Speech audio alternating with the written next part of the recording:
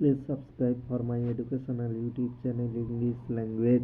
My favorite author, paragraph writing, Sharat Chandra Chattopadhyay is my favorite author. He is called the immortal artist of words in Bengali literature. Among his famous novels, I have read Pather Davi, Devdas, Gritadaha, Grihadaha, Porinita, and obviously Srikanta. Srikanta is his autobiographical novel.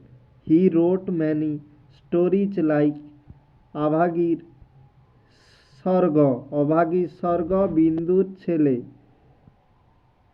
Ekadashi, বৈরাগী, সতী, রামের সুমতি, Lalu, ইটিস. I have read most of them. Sharat Chandra's style of writing is very simple.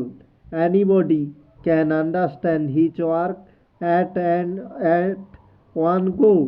Besides writing in a lucid language, he wrote for the poor and the downtrodden.